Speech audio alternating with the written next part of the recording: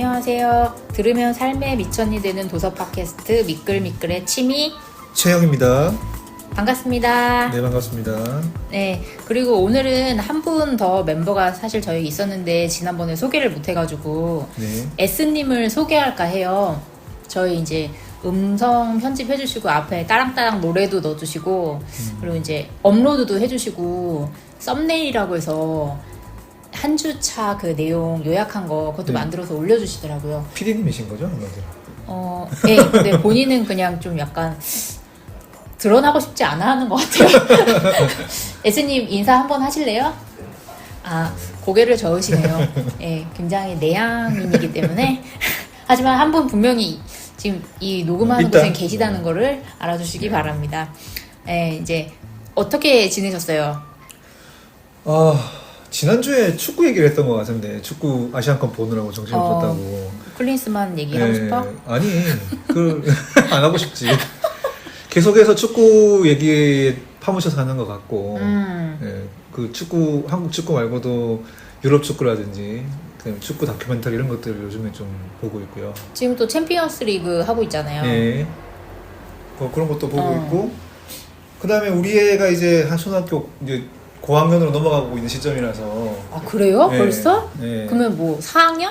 4학년 됐는데 이제 학원에 이제 막 테스트를 보러 다녀요. 이제 그때쯤 되면은 좀 다닐 수 있을지 수학 없을지? 학원, 영어학원 다니면서 점수 받아오고 뭐 그거 쫓아다니고 그렇게 진짜? 보낸 것 같습니다. 네. 야, 세상에. 세상이 아니, 그래요. 네. 그러게 진짜 치열하다. 네. 그러니까 학원을 하려고 하는 거잖아요. 그쵸? 학원을 합격하려고. 네. 그럼 그 학원을 합격하기 위한 학원이 또 있다면서요? 뭐 그런 거 있다고는 들었는데 그건 좀 오바고. 지 안 되면 안 되는 거지 뭐 또 다음에 기회를 노리는 거죠. 뭐. 아, 그렇구나. 네. 뭐 치미님은 한 주 동안 혹시 또 술 마시러 간 건 아니죠? 네, 저는 그런 건 아니고 그냥 저도 그 축구 네. 이제 보다가 좀 여러 가지 일이 있었잖아요. 클린스만도 있고 뭐 강인이, 흥민이가 탁구를 치러 갔네 맞네 네. 이런 것도 있고 근데 약간 좀 넌덜머리가 나가지고 그냥 K리그로 가야겠다 나는 역시. 이제 개막하잖아요. 네. 그래서 이제 그거 보려고 준비하고 있고 이제 챔피언스 리그 경기 지난주에 있었어서 그것도 TV로 또 보고 근데 저는 역시 그냥 좀 원팀이 경기하는 걸 보는 걸 좋아하는 것 같아요. 네. 그리고 이제 새 시즌을 맞이해서 이제 선수들도 많이 바뀌고 그래가지고 그런 것도 기대되고 그러고 있어요. 밝혀도 되나? 어디 팬인지 밝혀도 되나? 아, 그쵸. 뭐 어디? 저는 이제 FC 서울 서울. 그리고 몇 군데 좋아하는 팀이 있어요. 또 전북도 좋아하고 인천도 좋아하고. 인천. 이게 올라가는 게 우리가 조금 딜레이가 있다 보니까 네. 좀 그 사이에 또 어떤 일이 벌어졌을지 모르겠지만 네. 일단 FC 서울은 링가드가 와가지고 그러니까요. 아주 지금 흥행 대박을 노릴 것 같아요. 네. 아마 개막전 엄청나게 많이 표를 못 걸 수도 있을 거예요. 그것도 그렇고 이제 또 이제 포항 감독이었던 김기동. 김기동이 네. 부임해가지고 네. 그게 너무 기대돼요. 네. 네.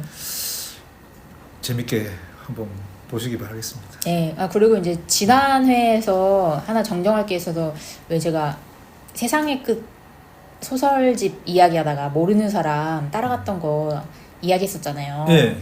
그래서 근데 제가 정신 나간 가만히 행동을 집에 가서 했죠. 생각을 해봤어요. 제가 이유 없는 행동은 사실 잘 하는 편은 아니거든요. 네. 보니까 그분이 기억해 보니까 그분이 지하철에서 드로잉을 하고 계셨어요. 드로잉? 그림을 그리고 있었어요. 아, 그림. 그래가지고 그게 좀 굉장히 인상 깊었던 것 같아요. 그래서 미행을 조금 했다.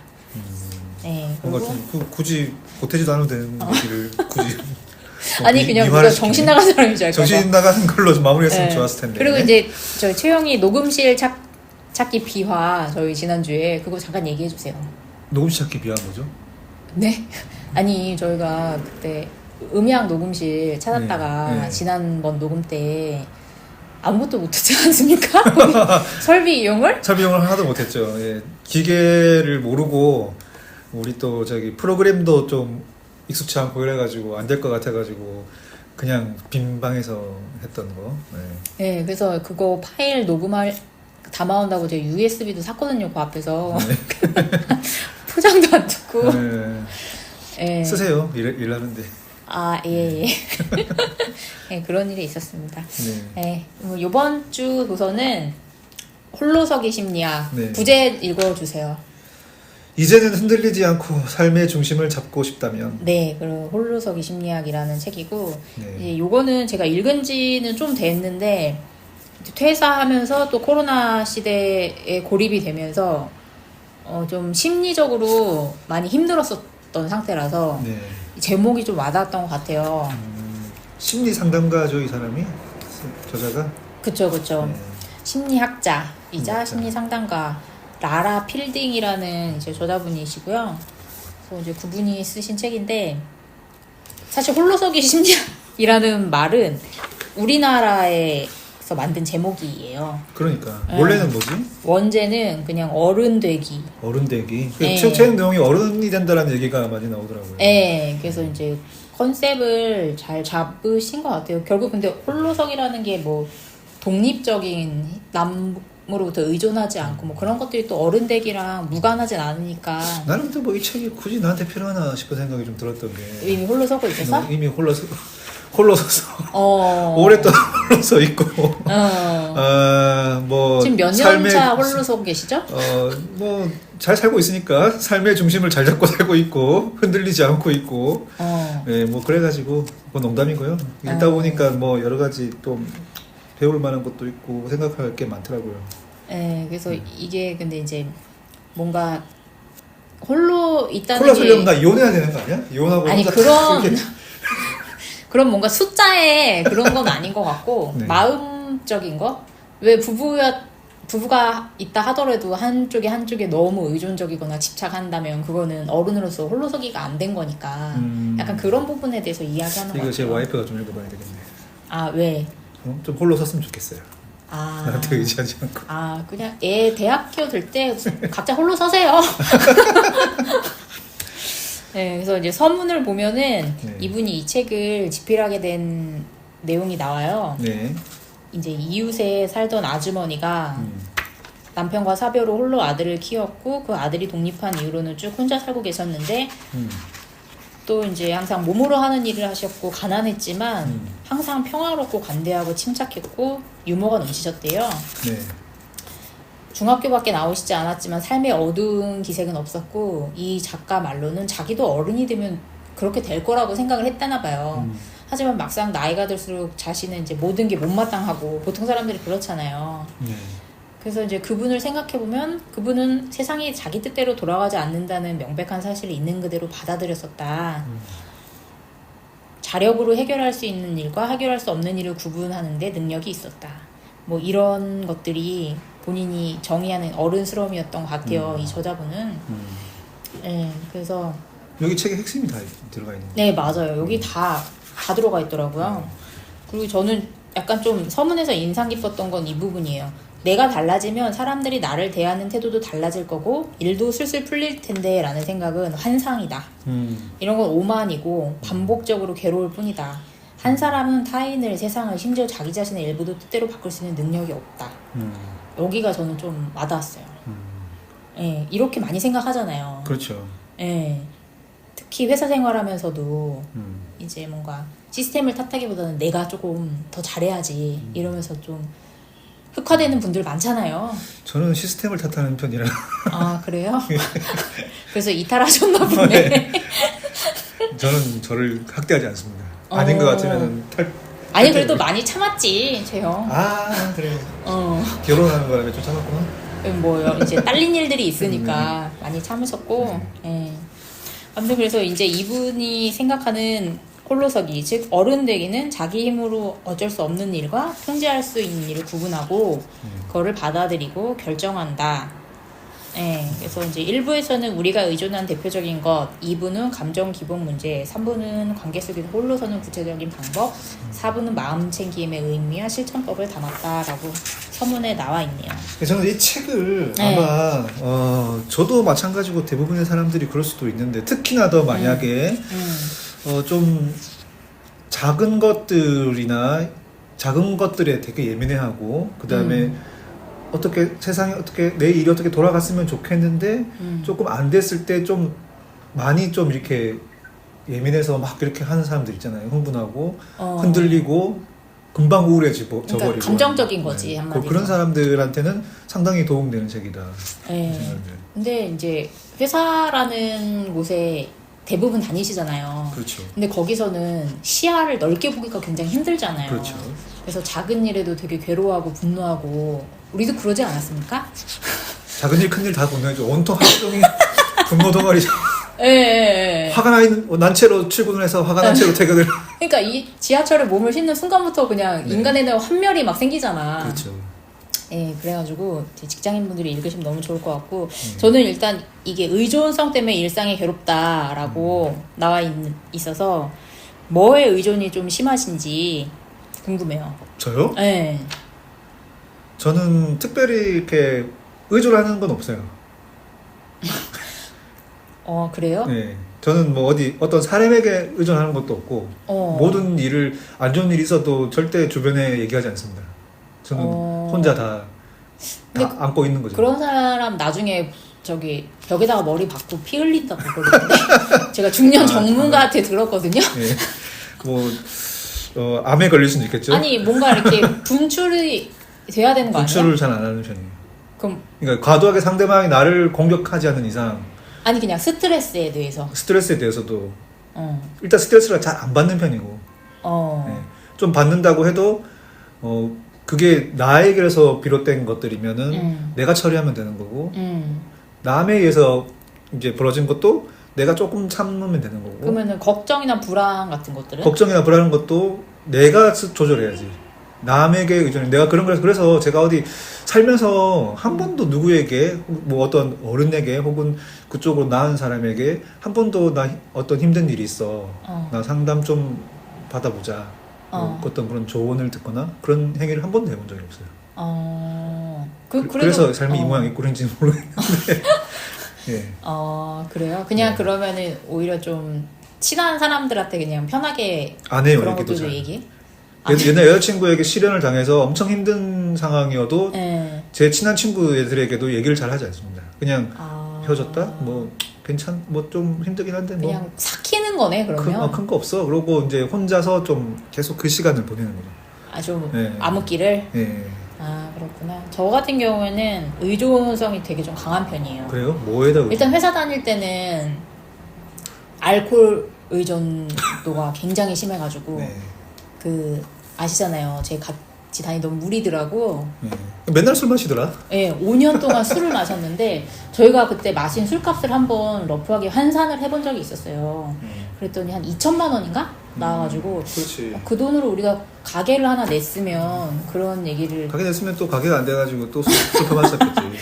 했었고 아니 그냥 회사 앞에다 조그만 선술집을 하나 내고 그 도매로 술을 받아다가 마셨으면 더 쌌을 텐데. 그렇죠. 어차피 술값 벌려고 다니는 거 네. 술값을 그렇게 쓰면 되니까. 그리고 저는 또 게임 의존증이 또 심했어요. 게임? 무슨 게임을? 그래서 지금은 그렇게 심하진 않은데 옛날에는 좀 심했었어요. 네, 그리고 게임 중독이었어요 혹시? 잠깐 그랬었죠. 그리고 지금도 사실 여러 개의 모바일 게임을 좀 하는 편이에요. 그리고 이제 좀 1년 전인가? 그때도 한 모바일 게임에 빠져서 70만 원을 썼거든요. 그 캐릭터 못 사는데. 그러니까 스트레스를 받거나 힘들거나 우울한 일이 벌어지면 어떤 사람과의 그런 걸로 소통으로 해결하거나 그런 게 아니라 혼자 게임을 해버리거나. 아니 근데 게임 안에도 사람이 있죠. 네, 그 사람들하고 잘 지내고 뭐 거기 안에 결혼 시스템도 있거든요. 뭐 어쩌니 저쩌니 하다 보니까 그렇게 돈을 쓰게 된 거죠. 아니 그때 코로나 때여서 뭐 오프라인 모임을 할 수가 없을 때라서 제가 좀 더 빠졌던 것 같고. 코로나 때 많이 힘들었나 보네. 네, 왜냐면 저는 회사를 그만두고 여행도 하고 좀 그러고 싶었는데 아무것도 할 수 있는 게 없는 거예요. 그렇지. 네. 코로나 때는. 네, 그래가지고 그때 뭐 운전면허 학원 다니고 그랬던 것밖에 없고. 네. 그리고 이제 의존성 또 심한 거 현재로서는 동영상 보는 거. 제가 왓챠 OTT 보는데. 그건 나도 좀 비슷한 것 같아. 근데 이게 네. 제가 사실 약간 자랑스러워 했었는데 제가 그거 항상 연말에 결산을 해주거든요. 왓챠에서. 네. 그럼 제가 상위 1%라고 나와요. 그래서 나는 문화인이다 이러고서 좋아했는데 이번에 그걸 날짜로 환산해서 주는데 제가 1년에 23일을 본 거예요. 그럼 저는 12달에 한 달을 마찰을 본 거예요. 그렇지. 그러니까 현타가 오더라고요. 너무했네. 아니 내가 뭐 영화 전공할 것도 아니고 그래서 좀 자제해야겠다. 그러니까 이제 이 저자는 그 심리적인 어떤 독립심을 가지고 어떤 다른 거에 의존하지 않고 스스로가 그걸 흔들리지 않아야 된다라는 게 핵심적인 얘기인데, 지금 우리가 지금까지 얘기한 거는 사실 우리도 뭐 각자 좀 의지하는 데가 있다 그런 얘기인데, 아마 치미님도 게임하고 뭐 술 이런 쪽으로 좀 의존을 하고 거기다가 의지를 했다라는 거고. 네. 예, 저 같은 경우는 만약 그런 일이 있으면 일단 시간에 의지를 한다고 표현해야 되나? 그냥 뭉개는 거잖아. 네. 시간의 의지. 아니 좀 좋게 표현하자. 아니, 시간에 의존한다. 얼마나 좋은 아니, 표현이야. 그러니까 흘러간다, 지나간다는 지나가는 걸 거지. 믿는다는 거잖아. 지나가면 되는 거야 뭐든지. 근데 이제 사람들은 네. 그걸 더 빨리 하고 싶어서 몸부림을 치는 거잖아. 네. 사실 술을 먹는다거나 이상한 행동을 하는 네. 것은. 근데 만약에 이런 안 좋은 일들이 다음에 또 반복될 것을 알면서 시간을 뭉개고 있는 건 잘못된 거죠. 왜냐하면 또 올 거니까 해결한 게 아니기 때문에. 저는 제가 말하는 거는 이제 다시 올 것 같지 않은 그런 것들은 그냥 시간 지나면 해결되더라 이런 게 얘기고. 혹은 또 뭐 좀 힘들다 그러면은 앞으로 좋은 일을 좀 생각하는 거죠. 앞으로 뭐 내가 언제 내일 다음 주에 어디 놀러 가는데 다다음 주에 뭐 좋은 일이 있는데 뭐 그런 것 좀 생각하면서 좋은 일만 계속 생각하려고 노력하는 거예요. 그래서 이제 이 책에 보면 내 마음을 돌보는 두 가지 구체적인 방법이 나와요. 네. 하나는 어떤 감정이 들어도 그거를 억압하지 않고 인정하기. 네. 둘째는 어떤 생각이 들어도 그걸 진실로 착각하지 않고 관찰하기. 관찰하기. 왜냐면 우리가 감정, 그러니까 내 억측과 팩트를 되게 착각할 때가 많잖아요. 네. 특히 타인에 대해서 지레짐작하는 경우가 많잖아요. 예. 그래서 그런 것들을 진실로 착각하지 말고 관찰하는 것, 이 부분이 좋은 것 같아요. 그리고 이제 어떤 감정이 들어도 억압하지 않고 인정하는 거. 그러니까 막 화내고 싶으면 내도 된다고 하더라고요. 근데 대신에 그게 타인을 향하면 안 되고 뭐 그거를 글로 적거나 어떤 식으로 좀 표현하는 게 저는 좋다고 많은 심리사에서 좀 그렇게 봤던 것 글쓰기 같아요. 좋네. 글쓰기 좋다. 그리고 그 상대를 향해서, 이건 다른 책 얘기인데 그 상대를 향해서 편지를 써도 된대요. 거긴 죽어라 이런 말도 써도 된대요. 대신 보내지만 않으면 된다고. 네. 그래서 최영도 이제 조만간 뭐 여러 가지 일이 있을 거 아니에요. 네. 삶에서. 그때는 조금 한번 표출을 해보시는 게. 표출을 이제 상대방한테만 안 하면 되는 거예요. 그쵸. 상대방한테 막 하면 싸움이 되니까. 막 벽을 부순다거나 막. 벽? 아니 그냥 건투장가. 한번 표출을 차를 해봐요. 발로 팍 찬다거나 그런 거는 하면 안 될 거 아니야. 그런 거. 네. 몸으로 하는 거밖에 아니 없으신가? 드는 감정을 인정한 것까지 좋고 말씀하신 대로. 네, 슬픈 그다음에 분노 뭐 이런 거. 슬픈 분노 이런 것들 인정하되 그거를 표출을 하라는 건데 내가 그걸 못 하겠어. 그래서 아까도 하고 똑같은 얘기인데 어디 이렇게 얘기를 안 해요. 근데 나는 그걸 잘. 표출 안 했을 때 반드시 곱는 부분이 있을 거라고 생각해. 어디 뭐 암이 하나 굶고 있겠지 몸속에. 뭐 그렇게 신체적인 부분으로 나타날 수도 있지만 모르겠어. 그런 게 근데 결국 나를 점점 더 고립시키는 행동이 되면 어떡해? 근데 어차피 제가 감당해야 될 일이라고 아직도 생각하고 있어요. 그리고 의외로 타인은 그 상대가 치부를 드러내지 않을 때 거리감을 느끼긴 하거든요. 그래서 친구가 별로 없어요. 예. 네네, 알겠습니다. 그래도 뭐 네. 이제 대신에 이제 저는 그런 게 있겠죠. 이제 남들에게 얘기를 하는 걸 극도로 꺼려하고 저 혼자 다 해결해버리고 넘어가려고 하는 성격이라서 그걸 해소하는 방법들이 여러 가지가 있습니다. 제 나름대로. 뭔데? 이제 치미님처럼 그 술을 계속 매일 마시고 이런 게 아니라 술을 조금 많이 마시고 혼자 노래를 불러요. 어디서요? 집에서. 혹은 뭐 차 안에서 남들이 들으면 안 되니까 이제 좀 없는 상황에서 이제 그러면서 이제 슬픈 노래를 슬프니까 슬플 때 입으로 막 즐거운 노래 아무리 들어봐야 아무리 불러봐야 해결 안 되더라고. 슬플 때는 정말 끝까지 슬픈 노래만 골라가지고 요즘에 뭐 노래방 어플 다 되고 뭐 다 되니까 그냥 막 MR까지 해서? 당연하지. 이게 그냥 하면은 왜 코너 안 가고? 맛이 없고 음악을 딱 틀어줘야 돼. 그래가지고 반주에 맞춰가지고 정말 슬픈 내가 어디 제일 세상에서 제일 슬픈 어떤 그런 그걸 전달하는 가수가 된 것처럼 슬픈 노래들을 한 10대곡을 연속으로 쫙 불러요. 진짜 진심을 다해서. 또 막 다 고음 이런 걸 거 아니에요? 그런 아니 고음도 있고 아닌데 막 슬픈 노래들을 다 부르고 나면은 네. 싹 뭔가 해소가 돼.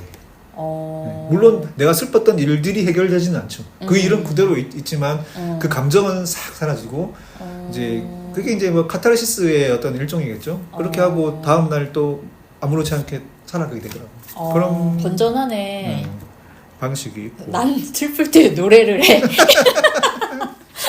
아, 네, 알겠습니다. 그래서 슬픈 드라마도 볼 때도 있어요. 아, 일부러 울려고? 울려고 슬픈 드라마. 근데 노래도 부르다 보면 자기 노래에 막 취하지 않아요? 그러다 보면 이제 한 울컥하지 않아요? 중반 이상 가면은 내가 왜 노래를 이 슬픈 노래를 왜 부르고 있는지를 몰라. 일단 술도 한잔 했겠다. 본인이 생각하는 제일 슬픈 노래 뭐예요? 내가 슬픈 노래?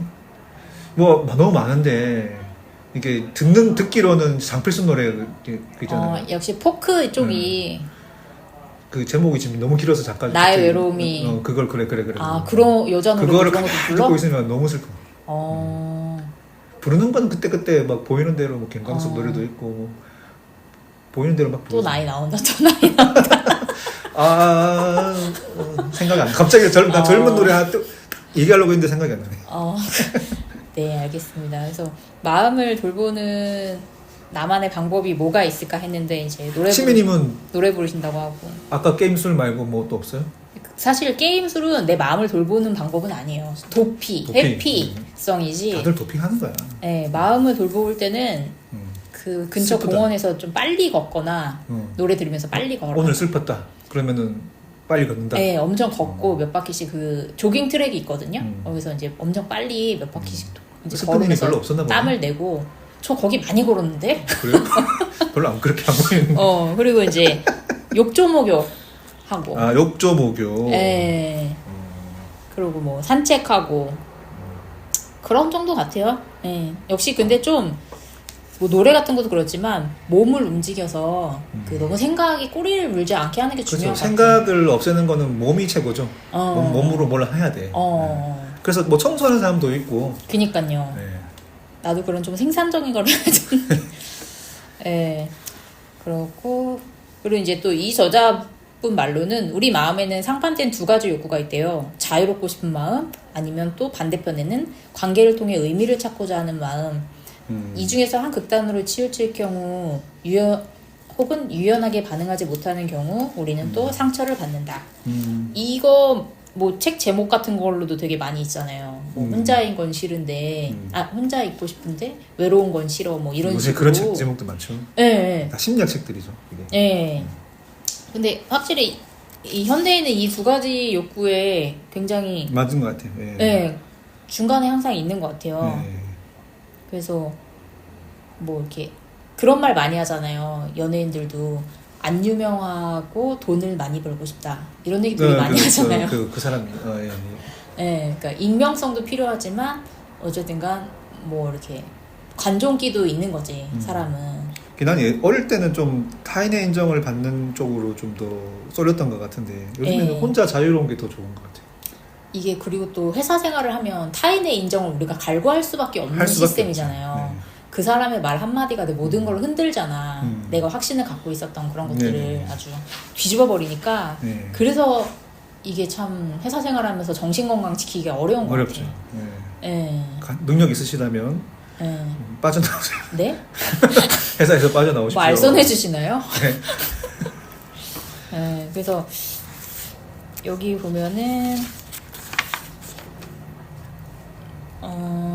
엄청 개인주의적인 태도를 가진 니나라는 분 사례가 나오잖아요. 네, 여기 이제 보면은 이제 이 상담하시는 상담가이시니까 실제로 상담했었던 예시들이 중반 이후 쭉 나오는데 그게 일부 좀 재미가 있더라고요. 네, 그래서 이 니나라는 분은 주위에 좀 무관심하고 이 니나라는 게 이제 이 상담하시는 분한테 오신 그 환자분이신 거죠? 네, 거기에서 이제 사례를 가명을 써서 말씀하시는 것 같아요. 가명이구나. 네, 그렇죠. 이런 책은 보통 가명을 하니까. 그래서 이제 주위에 무관심하고 그리고 지나친 개인주의인 니나부는 결국 본인한테 필요한 지원도 받지를 못하는 상태가 돼서 불안해졌다. 근데 이런 분이 사실 회사에서 저는 보긴 했었거든요. 이런 분을. 가끔씩 있어요. 일은 또 자기 일은 또 잘해요. 못하는 사람도 있어. 아, 일을 못하는데 개인주의가 있다고요? 그런 사람도 있어요. 그럼 뭐 낙하산 아니에요?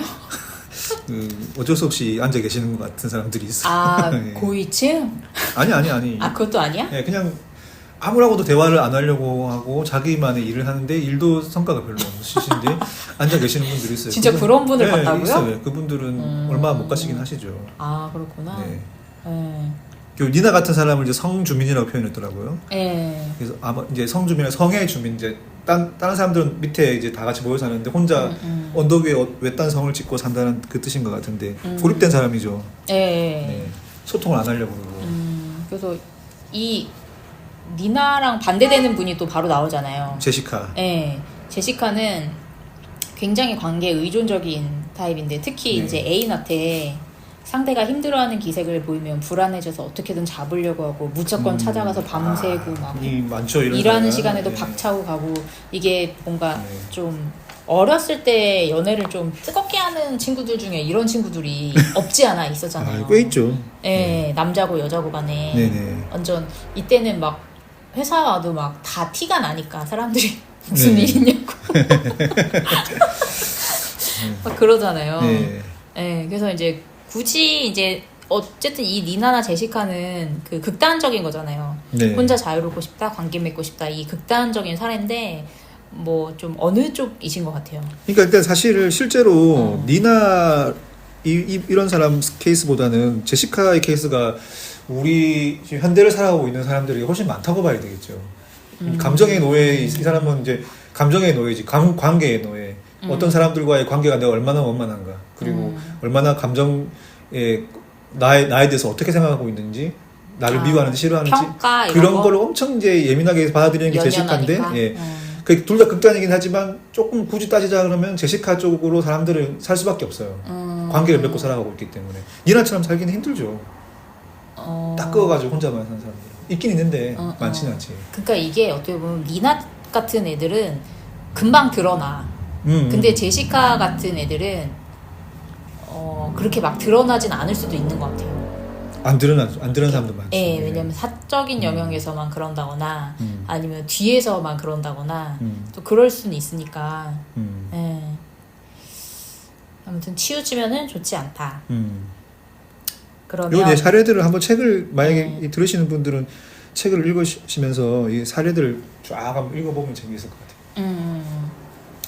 그래서 이제 이 저자분은 또 이제 상처받는 것도 습관이다 라면서 심리적인 문제의 원인을 과거에서만 찾을 때 벌어지는 일이 뭔가라고 또 말하는 곳이 나와요. 근데 저는 이 부제가 참 좋은 것 같아요. 심리적인 문제의 원인을 과거에서만 찾을 때 벌어지는 일. 근데 이게 사실 되게 일상적인 탓을 할 때 우리가 항상 과거 탓을 하잖아요. 그렇죠. 예, 옛날에 알던 사람, 뭐 제일 많이 하는 건 부모, 뭐 그리고 뭐 옛날 뭐 선생님 이런 거 탓하는 분도 계시고. 예, 근데 이렇게 심리적인 문제의 원인을 과거에서만 찾을 때 자기는 무고한 피해자로 포장이 된다고 해요. 그게 문제가 되는 거죠. 예. 그럼 벗어날 수가 없죠. 과거는 바꿀 수가 없으니까. 그리고 이렇게 하면 이제 내가 또 수동적인 존재가 되는 거니까 그렇죠. 내 인생을 통째로 타인의 손에 넘겨준 꼴이 된다. 그렇죠. 그래서 이 상처받는 습관을 바꿔가야 할 습관으로 좀 생각해봐라.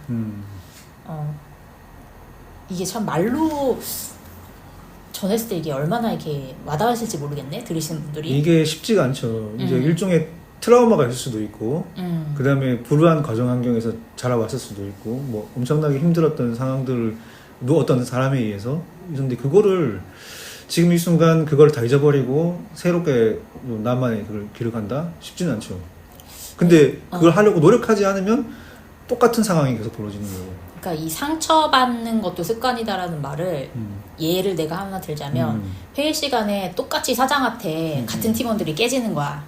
근데 어떤 팀원은 아, 내가 저번에 그런 일도 있었고 요즘에 이런 일도 있어서 지금 나를 향해 공격하는 것 같다라고 받아들이는 사람이 있어요. 그리고 또 어떤 사람은 아, 우리가 지금 이게 부족하니까 이거를 좀 발전적으로 키우라고 질책하는구나 라고 받아들이는 사람이 있거든요. 근데 이거를 문제 제기를 상처로 받아들이는 거, 약간 이런 습관이 회사에서는 사실 들기가 되게 좀 쉬운 환경이잖아요. 그렇죠. 네, 문제를 문제로 바라보고 해결을 생각해야 되는데 그걸 되게 인간적인 공격 그리고 나 또한 상처 이런 식으로 해버리면 계속 반복되거든요. 네. 주로 이제 근데 가끔씩 그런 경우는 있을 수가 있어요.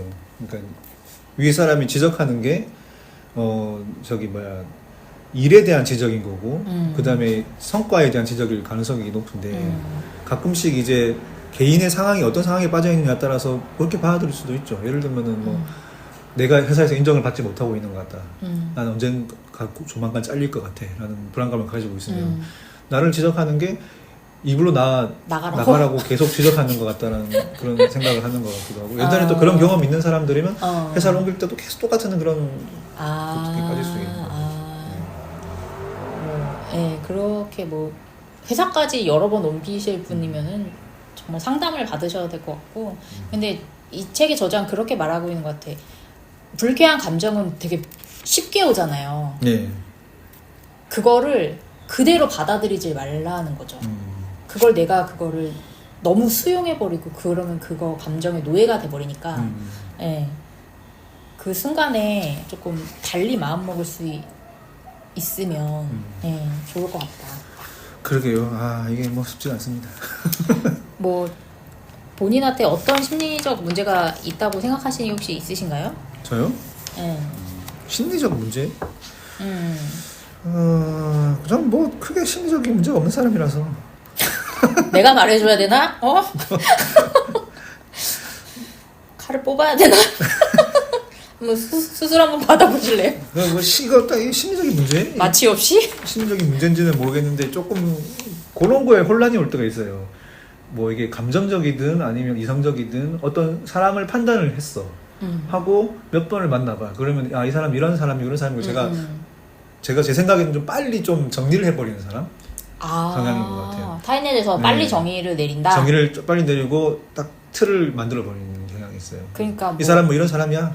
그 사람 저 사람은 저렇게 살아왔고 저렇게 해가지고 좀 저런 뭐 어떤 능력을 가지고 있고 저런 성격을 가지고 있고 딱 이렇게 해버리고 이제 많은 거죠. 그러면 대부분 맞아. 이제 오래 살아왔으니까 결과적으로는 대부분 맞는데 문제가 어디서 발생하느냐? 아닌 거야. 반전이 있는 거야. 아니라는 거를 이제 알게 되잖아요. 그러면 그때부터 그 아니라는 걸 받아들이는데 오래 걸려요. 한 번 딱 정했기 때문에. 그 사람의 참모습을 받아들이는데. 네, 그래서 그 사람하고 관계가 정상적으로 막 잘 되는데 오래 걸리거나 아예 계속 안 되거나 그런 경우. 그렇구나. 딱 저도 이제 딱 잘라버리는 경향이 있어서. 그거 심리적인 문제는 아닌 것 같고 하여튼 뭐 이상한 성격인 것 같은데. 그렇구나. 네. 그거는 나랑 좀 반대된다. 나는 그렇게 당해도 그 사람을 딱 잘라서 정의를 하지를 못해. 그래서 그냥 그럴 수 있지. 그랬구나 이러면서도 계속 나한테 피해가 오는데도 약간 그런 스타일이에요.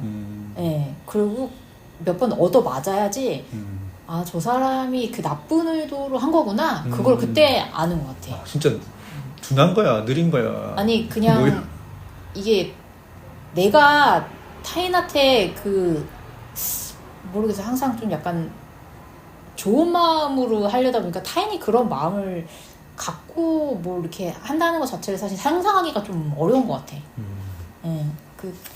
덜 뒤인 거지 뭐.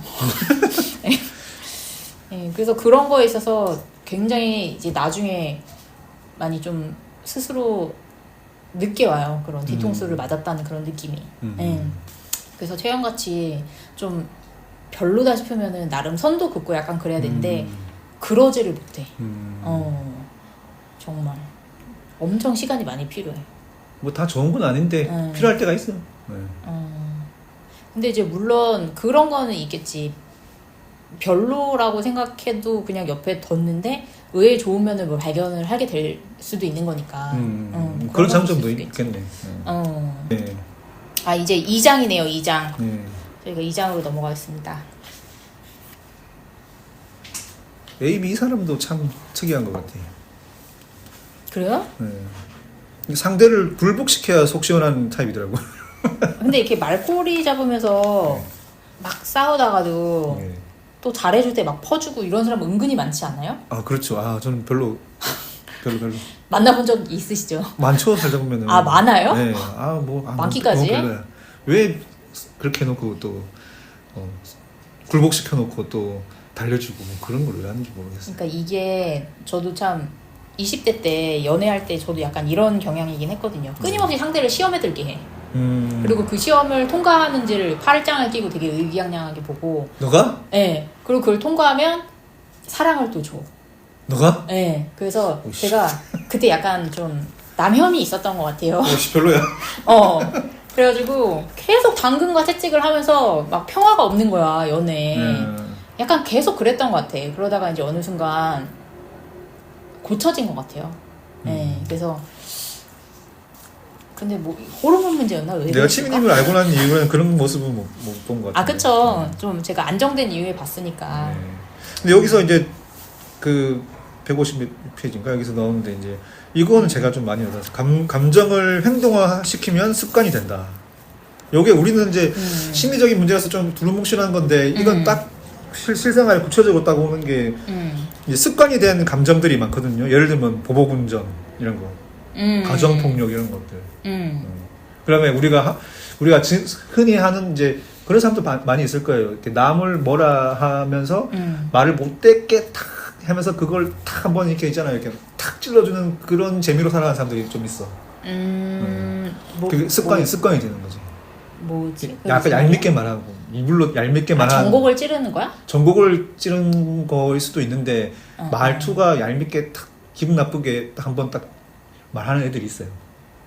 그 뭐 이런 거 있잖아요. 이렇게 누가 친구가 돈을 잘 벌어. 근데 그 친구가 근데 일이 좀 몸으로 힘든 일을 하는 거야. 그래가지고 근데 이제 또 한 친구는 이제 뭐 그냥 사무직이에요. 이제 만나는데 막 돈 많이 버는 몸쓰는 친구가 부러운 거야. 근데 이렇게 하면서 너 돈 많이 부럽다 하면서 아 나도 몸쓰는 일을 해야 되나? 뭐 이렇게 비꼬는 거야. 아, 그 비꼰 말이에요? 비꼰 말이지.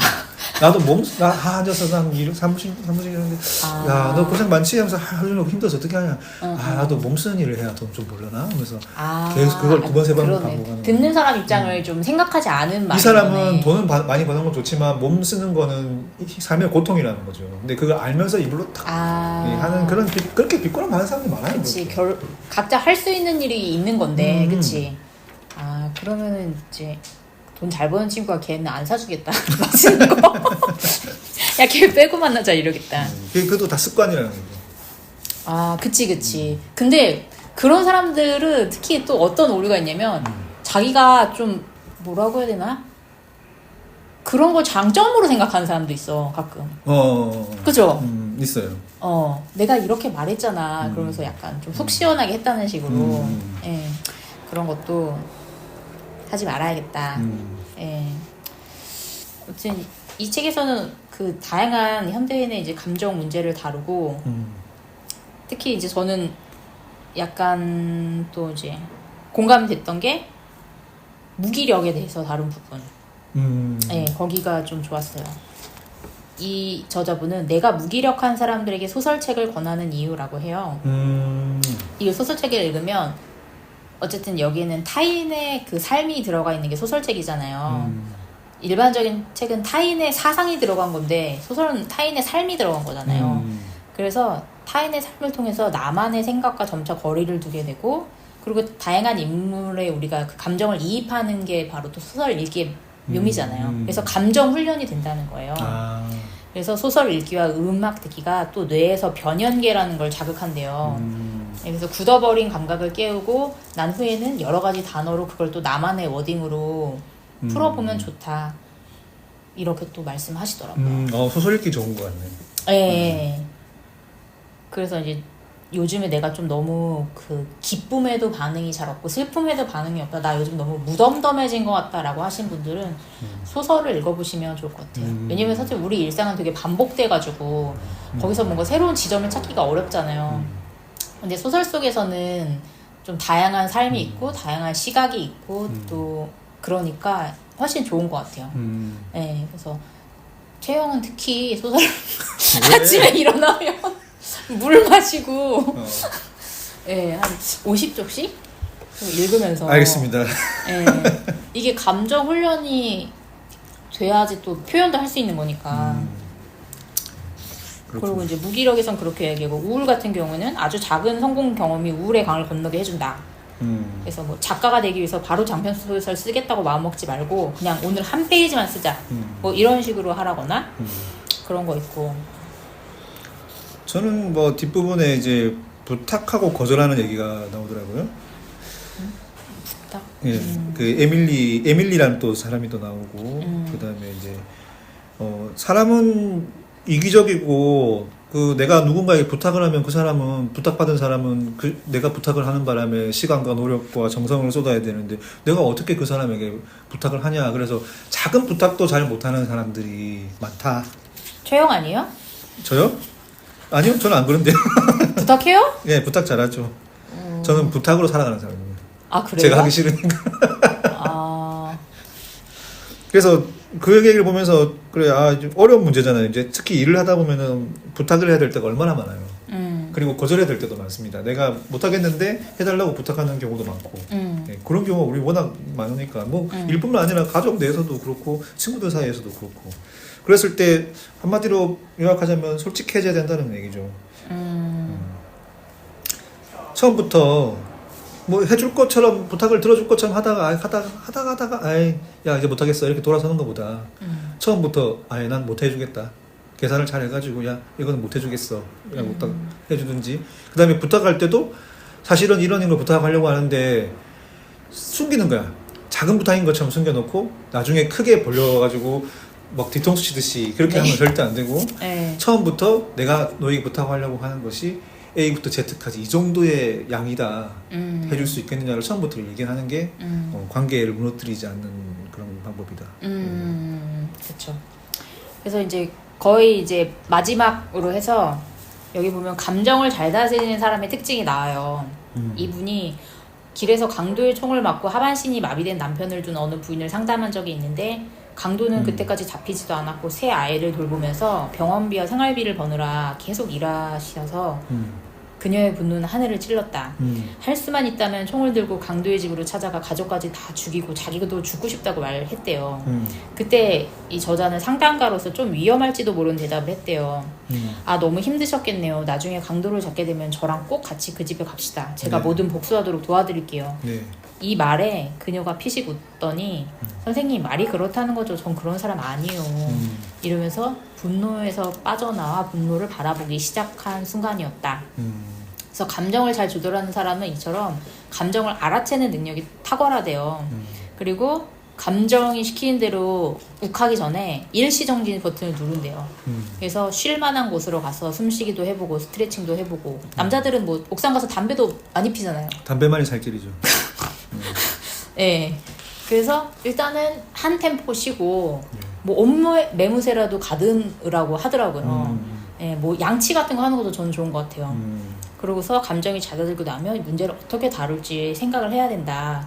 근데 이제 이런 사람을 보고 어떤 사람들은 냉혈한이다, 감정도 없다라고 평가하지만 어른의 감정 표현은 이래야 된다라고 이 저자분은 말씀하시더라고요. 냉혈한이 아닌 것 같은데.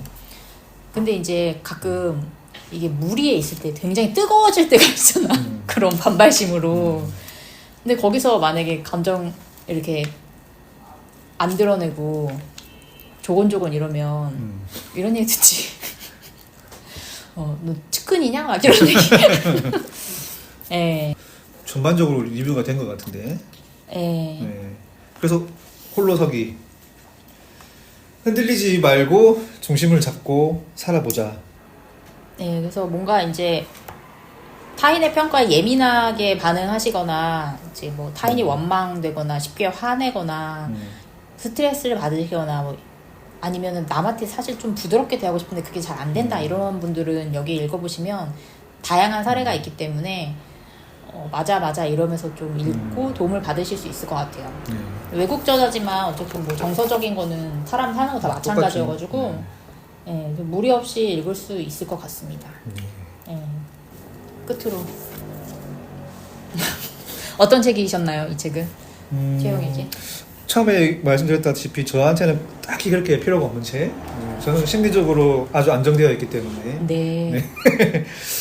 그렇지만 그건 농담이고 돌이켜 이 책을 통해서 옛날 생각을 많이 했던 거예요. 지금 사실 말씀드린 대로 감정적으로 좀 안정되어 있어요. 특별한 뭐 그런 게 없어요. 와이프만 나를 중년이니까. 와이프만 나를 끌지 않으면 아주 안정적으로 살고 있는데. 이거 들으실 텐데. 몰라. 근데 이제 내가 그러면 감정적으로 요동을 많이 쳤던 시절이 언젠가 이제 하다 보니까 저기 중학교 때부터 초등학교, 고등학교, 대학생 때 다 나오는 거야. 그때 생각들이 내가 완전히 20년 잊고 살았던 그런 기억들이 막 갑자기 탁 떠오르면서 그때 화가 났던 것도 막 떠오르고 그때 슬펐던 감정도 막 떠오르고 하여튼 인생을 한번 쫙 돌이켜보는 그런 계기가 됐던 것 같아요. 그 정도로? 네. 오늘 얘기를 시간이 없어서 못했는데 여러 가지 에피소드들이 있었는데 말을 못했네요. 그러셨어요? 네. 세상에. 그럼 다음 시간에 또 그런 기행을 이어서 듣기로 하고 그럼 다음 이 시간에 뵙겠습니다. 네, 감사합니다. 안녕.